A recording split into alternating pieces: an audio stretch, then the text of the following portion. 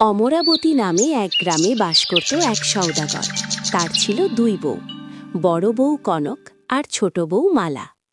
একদিন সওদাগর তাদের দুজনকে একসাথে ডাকল। গিন্নি, ও গিন্নি, কোথায় গেলে তোমরা সবাই? একবার এদিকে এসো দেখি, তোমাদের সাথে আমার কিছু কথা আছে। বড় গিন্নি ও ছোট গিন্নি। সওদাগরের কথা শুনে বড় বউ আর ছোট বউ দুজনেই সেখানে হাজির হল। তারপর বড় বউ বলল, কি হলো সওদাগর মশাই, আপনি কি আবার বাণিজ্যে যাওয়ার পরিকল্পনা করছেন নাকি? এই তো কদিন আগে বাণিজ্য থেকে ফিরলেন। না না, এবার কিন্তু এত তাড়াতাড়ি আমি আপনাকে যেতে দেব না, এই বলে দিলাম। সত্যি বড় গিন্নি, তোমার এলেম আছে বটে। তুমি আমার কথা কিভাবে বুঝতে পারো বলো তো? সে যাই হোক, খবর এসেছে আজকেই একটা জাহাজ অনেক বাণিজ্যিক পণ্য নিয়ে বিদেশে যাচ্ছে। তাদের সাথে মাত্র 1 মাসের জন্য বাণিজ্যে যেতে হবে।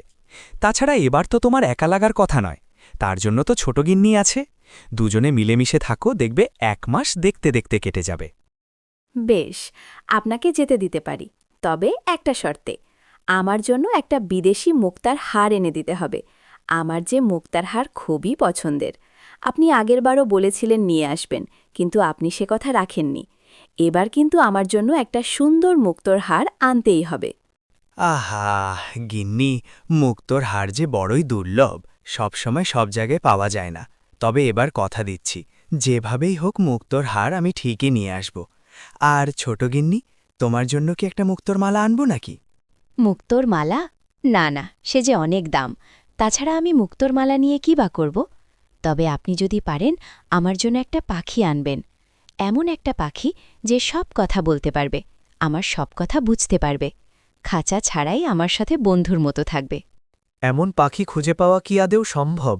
এ যে মুক্তোর মালার থেকেও দুর্লভ জিনিস। বেশ, তবে তোমাদের উপহার আনার আমি যথাসাধ্য চেষ্টা করব।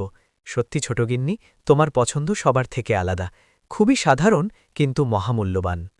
সওদাগর সেই দিনেই জাহাজে করে পাড়ি দিল দূরদেশে। গভীর সমুদ্রের মধ্যে দিয়ে চলল তার জাহাজ। অন্যদিকে সওদাগরের কথা ভেবে চলেছে তার ছোট বউ মালা। ঘরের এক কোণে বসে উদাসীন হয়ে জানালার বাইরে তাকিয়ে আছে সে। সওদাগর যাওয়ার পর থেকেই তার সাথে কিছু অদ্ভুত ঘটনা ঘটে চলেছে। সওদাগর যাওয়ার পর থেকেই মনটা কেমন যেন খারাপ লাগছে। কিভাবে যে এই 1 মাস কাটাবো কে জানে। দিদিও দেখছি সওদাগর যাওয়ার পর থেকেই আমার সাথে কথা কম বলছে, যেটুকুও বলছে বিরক্তি হয়ে। কই, দিদি তো আমার সাথে কখনো এমনভাবে কথা বলেনি। তবে কি দিদি আমাকে মেনে নিতে পারেনি? না না, আমারই বোধহয় ভুল হচ্ছে। দিদি হয়তো আমার মতোই সওদাগরের কথা ভাবছে, তাই হয়তো একটু বিরক্ত হয়েছিল। কিন্তু তবুও আমরা দুজনে যদি মিলেমিশে না থাকি, তাহলে এই 1টা মাস কিভাবে কাটবে আমাদের? তবে আমি কি দিদির ঘরে গিয়ে একবার কথা বলে আসব? না না, থাক, হয়তো এখন ঘুমোচ্ছে। যা বলার কাল সকালেই বলবো। হঠাৎ মালার চোখ গেল জানালার বাইরের দিকে। দেখল বড় বউ কনক বাড়ির পাশ দিয়ে বাইরের দিকে যাচ্ছে। এত রাতে বড় বউ বাইরে যাচ্ছে দেখে সে অবাক হল আর ভাবল, এ কি, এত রাতে দিদি কাউকে কিছু না বলে কোথায় যাচ্ছে? সওদাগরও বাড়িতে নেই। দিদির কি কোনো ভয় নেই?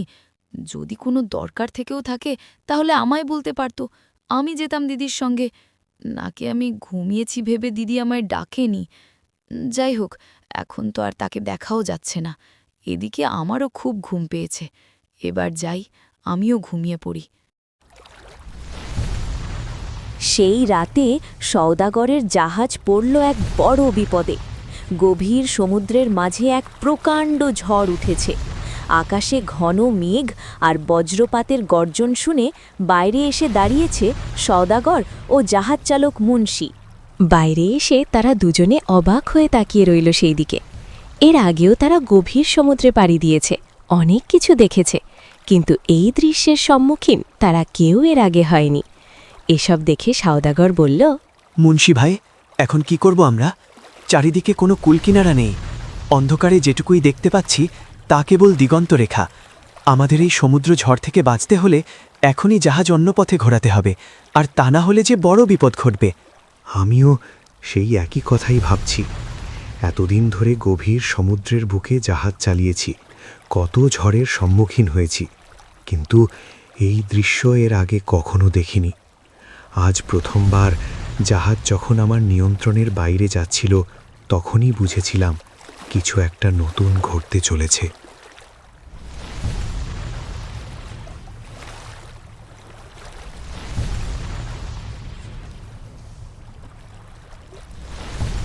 তার মানে জাহাজ এখন আমাদের নিয়ন্ত্রণে নেই। তাহলে তো আমাদের পালানোর কোনো পথই আর খোলা রইল না। কিন্তু ওই ঝড়ের কবলে পড়লে যে জাহাজ ডুবে যাবে, আমরা মারা যাব, তা কি তুমি বুঝতে পারছো? আমি সবকিছুই বুঝতে পারছি সওদাগর মশাই, কিন্তু অনেক চেষ্টা করেও আমি জাহাজের দিক পরিবর্তন করতে পারলাম না। আর তারপরেই বাইরে এসে এই দৃশ্য দেখলাম। আপনি ঠিকই বলেছেন, পালানোর পথ হয়তো আমাদের জন্য আর খোলা নেই, কিন্তু মোকাবিলা করার পথ আমাদের জন্য এখনও খোলা। তাই এখন অপেক্ষার পালা। সত্যি মুন্সি ভাই, এর আগেও আমি অনেক নাবিকের সাথে কাজ করেছি। তারা নিঃসন্দেহে অনেক ভালো, অনেক বুদ্ধিমান ছিল, কিন্তু তোমার মতো বিপদের দিনেও মাথা ঠান্ডা রেখে লড়াই করার লোক আমি আর দুটো দেখিনি। কিন্তু এই তুফানের সাথে কি লড়াই করা আদেও সম্ভব? হয়তো সম্ভব নয়, আবার হয়তো সম্ভব। এখন কেবল সময়ই এই প্রশ্নের উত্তর দিতে পারবে। তাছাড়া আমরা নাবিক, আমাদের অত ভয় পেলে কি আর চলে? আজ হয়তো আমাদের জাহাজ ডুবে যাবে, হয়তো আমাদের শরীরটা কাল সকালে কোনো নদীর কিনারায় পড়ে থাকবে, কিন্তু বিপদ যখন সামনে, তখন লড়াই না করে পিছু হাঁটি কিভাবে? তোমার কথায় যুক্তি আছে। মরতেই যদি হয় তাহলে লড়াই করে মরাই ভালো। বেশ, তাহলে চলো দুজন মিলে একবার শেষ চেষ্টা করেই দেখি, তারপর কপালে যা আছে তাই হবে না হয়। কিন্তু শত চেষ্টা সত্ত্বেও জাহাজের দিক পরিবর্তন করা সম্ভব হল না, আর জাহাজ ধীরে ধীরে সেই সমুদ্র ঝড়ের মাঝে হারিয়ে গেল।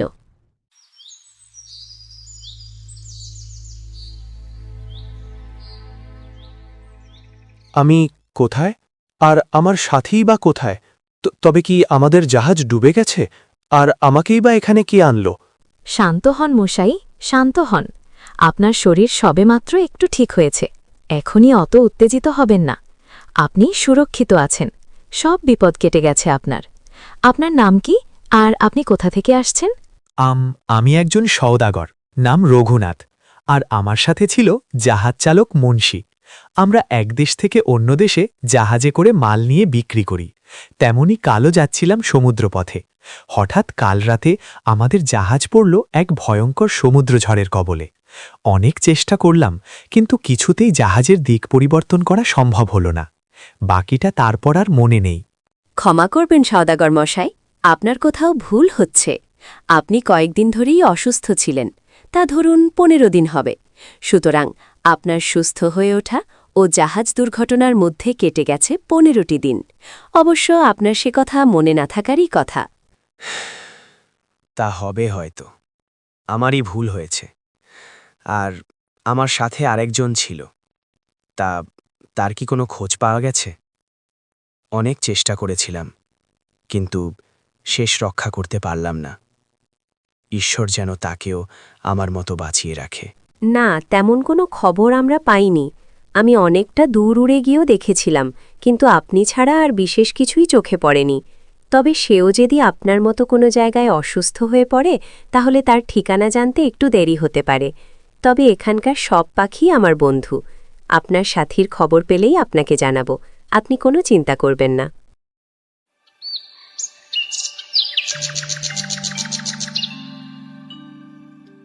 কি বাবু, এখন কেমন আছেন?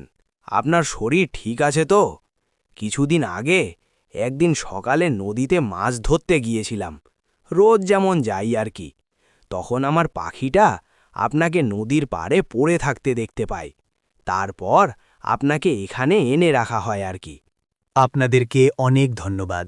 আপনারা আমার বিপদের দিনে যেভাবে আমার পাশে দাঁড়িয়েছেন, সে কথা আমি কোনোদিনও ভুলব না। এ আপনি কি বলছেন বাবু?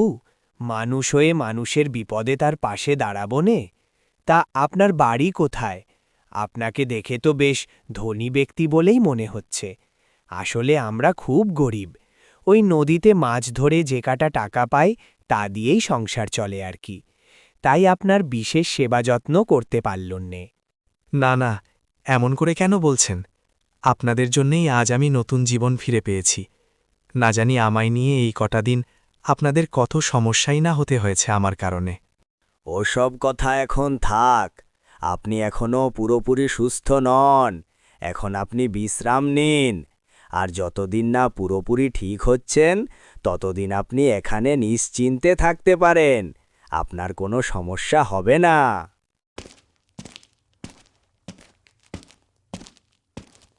সত্যি মানুষটা খুবই ভালো, আর পাখিটাও সব বোঝে, আবার মানুষের মতো কথাও বলতে পারে। ছোট গিন্নি ঠিক এমনই একটা পাখির কথা বলেছিল, কিন্তু যারা আমার প্রাণ বাঁচালো তাদের পোষা পাখি কি আমায় দিতে রাজি হবে? না না, আমিও বা তাদের কাছে পাখিটা চাই কিভাবে? ওদিকে গিন্নিরা যে কি করছে কে জানে। অন্যদিকে বড় বউ আর ছোট বউয়ের মধ্যে মোটেই কোনো ভালো সম্পর্ক নেই। ছোট বউ মালা এই কদিনেই অনেক রহস্যের সম্মুখীন হয়েছে, তাই সে সবসময় অন্যমনস্ক থাকে। এই যে মহারানী, কি ভাবা হচ্ছে শুনি? বলি রাতের খাবারটা কি পাবো, নাকি সারা রাত না খেয়ে কাটাবো? সওদাগরের সামনে তো অনেক ভালো সেজে থাকা হয়, আর এখন তো দেখি এক হাঁড়ি ভাত রান্না করতেই বাদ 12টা বাজিয়ে দিচ্ছ। আগে বললেই তো আমি নিজেই রান্না করে নিতাম বাপু। না না, আমার সব রান্না হয়ে গেছে, শুধুমাত্র ভাষা হলেই হবে। তুমি ঘরে গিয়ে বসো, আমি তোমার ঘরে ভাত দিয়ে আসছি। আর একটা কথা ছিল, বলছি দিদি, ঘরে চাল বাড়ন্ত, কাল থেকে রান্না করার মতো কোনো চাল নেই, তাই বলছিলাম। তো আমি কি করব? সওদাগর যা দিয়ে গিয়েছিল তা সব খরচ হয়ে গেছে, আমার কাছে আর একটা টাকাও নেই। আর একটা কথা, আমার ঘরে যাওয়ার দরকার নেই, এখানেই থাক, আমি নিজে বেড়ে নেব। এখন তুই খেয়ে নিজের ঘরে গিয়ে শো, আমার জন্য অপেক্ষা করার দরকার নেই। সে কি, কিছুদিন আগেও তো দেখলাম সব ছিল। তাছাড়া সওদাগর যা বাজার করে গেছিল তাতে তো 2 মাসের বেশি হবার কথা। তাছাড়া বাড়িতে আমরা দুজন আর কতই বা খাই। তুমি কি অন্য কোথাও ভুলে কিছু রেখেছ নাকি?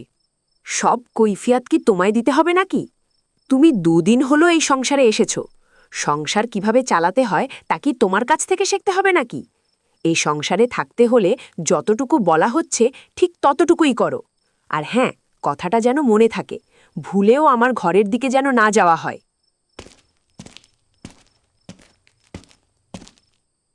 দিদি কেন আমার সাথে এমন করে? আমি তো তাকে আমার নিজের দিদি বলেই ভাবি। তবে কি দিদি আমার উপর হিংসে করে?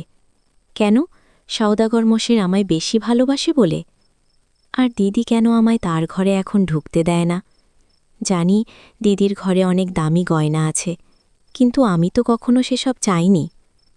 আর দিদি মাঝে মাঝে রাতে কোথায় যায়? রাতের খাওয়ার সেরে সে নিজের ঘরে জানালার দিকে তাকিয়ে বসে রইল। বাড়ির পেছনের এই জানালার দৃশ্য রাতের বেলা বড়ই সুন্দর হয়ে ওঠে। হঠাৎ মালা দেখল আজও বড় বউ বাড়ির পেছনের দিক থেকে জঙ্গলের দিকে যাচ্ছে। সে হয়তো এখনো বুঝতে পারেনি প্রতি রাতে তাকে দেখতে পায় মালা। এ কি, দিদি আজকেও সেই একই দিকে যাচ্ছে? কি আছে ওই দিকে? আর দিদি বা এত রাতে কেন যায় ওই জঙ্গলের দিকে? না, হাত পা গুটিয়ে বসে থাকলে আর চলবে না। এই বাড়িতে কিছুদিন ধরে যা চলছে তা মোটেই স্বাভাবিক ঘটনা নয়। আমায় জানতেই হবে দিদি রোজ রাতে কোথায় যায়, আর আমার বিশ্বাস দিদির পেছনে গেলেই হয়তো আমি এই সব সমস্যার কোনো না কোনো দিক ঠিকই পাব। যাই, আর ভয় পেলে চলবে না, আজ আমায় জানতেই হবে।